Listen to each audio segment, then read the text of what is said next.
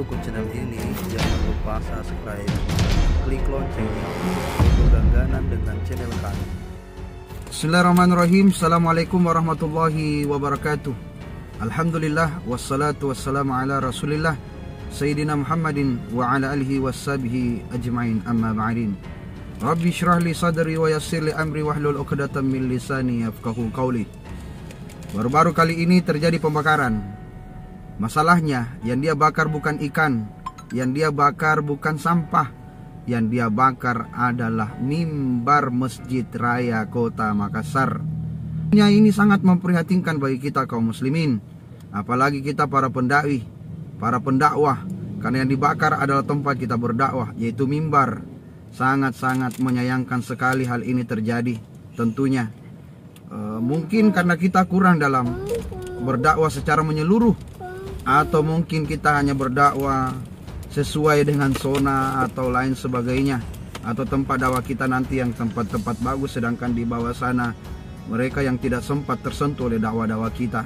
Meskipun kita tahu bahwa sosial media ini tidak mungkin lagi lalai dalam menyampaikan dakwah ini melalui sosial media, tapi apakah kita sudah sadar, para pendakwah-dakwah lainnya, bahwa mereka yang belum tersentuh dengan Android, dengan gadget, yang belum pernah melihat video dari dakwah kita atau langsung dakwah kita ini face to face kepada mereka, ini juga termasuk kesalahan dari kita yang harus kita sadari. Dan tentunya hal ini kita serahkan dulu kepada pihak yang berwajib. Jangan mudah terprovokasi dengan hal apapun, karena mungkin saja ini adalah provokasi atau ini adalah sebuah rencana yang sengaja dilaksanakan untuk mengakibatkan suatu masalah lagi di kota yang kita cintai ini. Ingat, damai itu mahal guys, mahal sekali itu damai. Maka perlu kita jaga kerukunan dan kedamaian di kota Makassar ini tentunya. Dan yang paling perlu kita sampaikan kepada umat, bahwa tenang dulu, biarkan polisi bekerja, biarkan aparat keamanan bekerja mencari tahu. Meskipun di dalam CCTV sudah dilihat bahwa orang ini motifnya belum ditahu jelas, meskipun setiap hari dia datang ke Masjid Raya, setiap hari dia memantau, bahkan kalau dikatakan orang gila tidak mungkin lah, karena salah satu CCTV telah ditutup.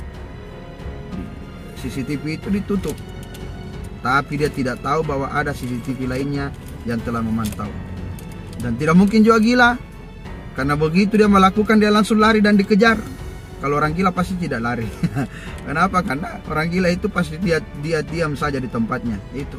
Jadi kita belum tahu motif apa dibalik motif pelaku ini. Yang jelasnya kita tidak tahu. Jangan cepat terprovokasi. Kita belum tahu apakah ini provokasi atau ini adalah konspirasi. Wallahu alam.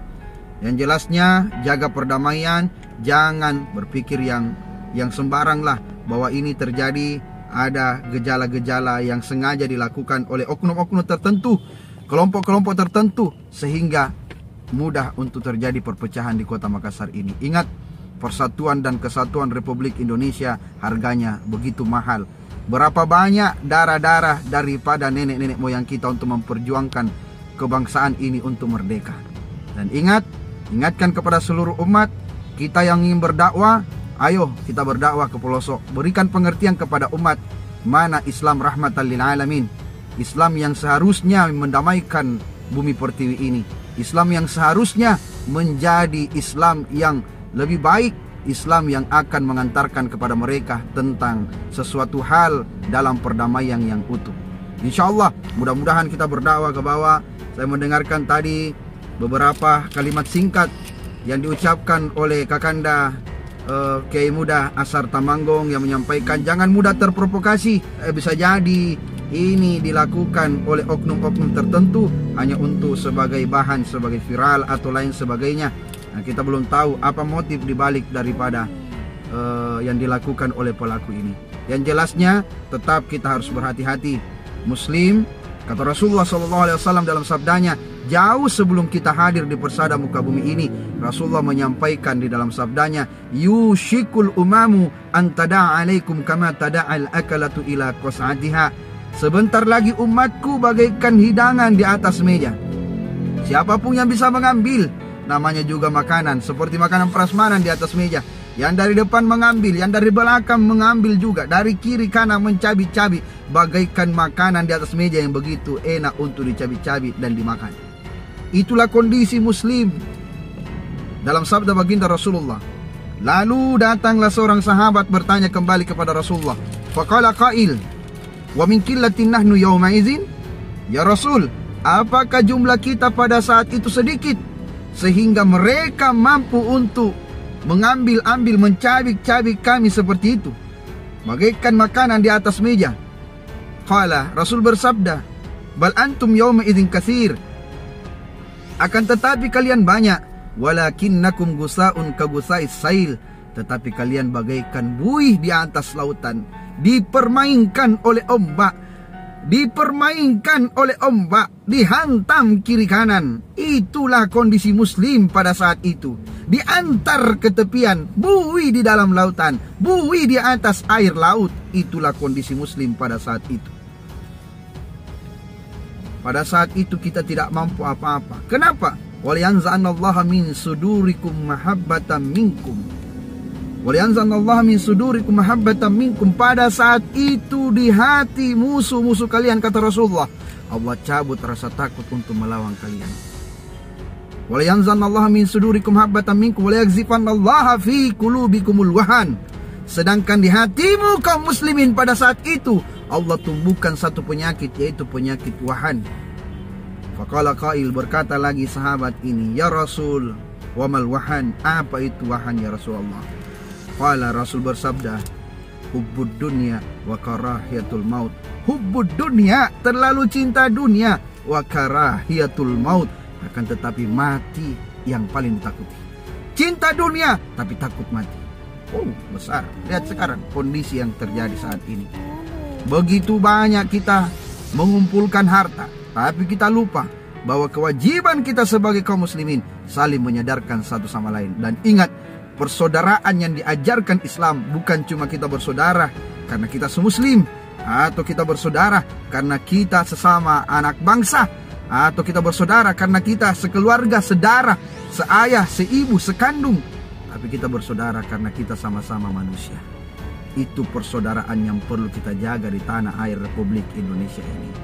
Dan kita harus ingatkan, jangan kita sama sekali mudah untuk terprovokasi apa yang telah terjadi di Masjid Raya. Pembakaran yang dilakukan oleh oknum yang tidak dikenali, meskipun dia berada di sekitar wilayah Masjid Raya tersebut yang setiap hari terpantau oleh CCTV. Saat ini kita percayakan kepada pihak yang berwenang, yang berwajib, pihak kepolisian, untuk menyelesaikan perkara ini dulu. Untuk menyelesaikan ini jangan main hakim sendiri. Dan ingatkan pada kita, seorang dai, seorang penceramah, jangan hanya pilih tempat di mana kita berdakwah.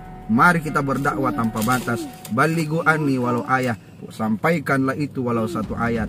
Baik kau mau turun ke pedalaman, turun ke gunung-gunung, turun ke bawah, di mana umat-umat ini butuh pencerahan dari kita. Maghrib kita keluar semua, dakwah tanpa batas di masjid-masjid. Ajarkan kepada mereka bagaimana Islam rahmatan lil alamin yang sebenarnya telah diajarkan oleh baginda Rasulullah sallallahu alaihi wasallam.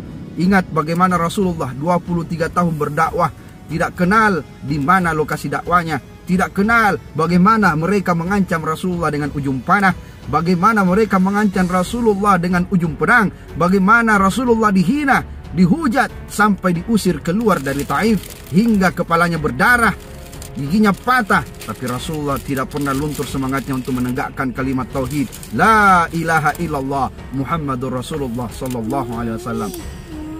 Pemirsa yang dirahmati Allah Subhanahu wa taala, mari kita sama-sama kembali menanggapi hal tersebut dengan cara yang tetap baik, berpikir yang sehat, jangan berpikir yang sembrono hanya karena permasalahan kecil kita mengamuk, berbicara di sosial media tanpa ada sumber yang jelas. Ini hal yang perlu saya sampaikan kepada kita semua. Mungkin itu saja.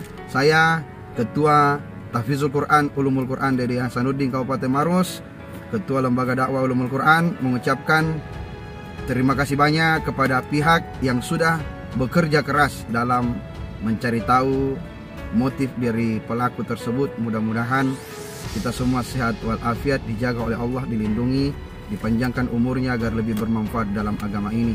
Adapun kelakuan yang dia lakukan atau ada unsur-unsur yang ada di belakangnya, yang jelasnya kita mengutuk keras perbuatan tersebut, dan semoga Allah Subhanahu wa taala memberikan hal yang setimpal bagi mereka yang telah merencanakan konspirasi yang tidak baik. Mungkin itu saja, lebih dan kurangnya mohon dimaafkan. Mari kita sama-sama menjaga kedamaian persatuan Republik Indonesia. Semoga tetap utuh, kemerdekaan kita tidak murah harganya, tapi banyak darah kaum syuhada yang berjuang untuk kemerdekaan Republik Indonesia ini. Lebih dan kurangnya mohon dimaafkan. Wallahul muwaffiq ila aqwamit thariq, wallahul musta'an wal itiklan. Assalamualaikum warahmatullahi wabarakatuh.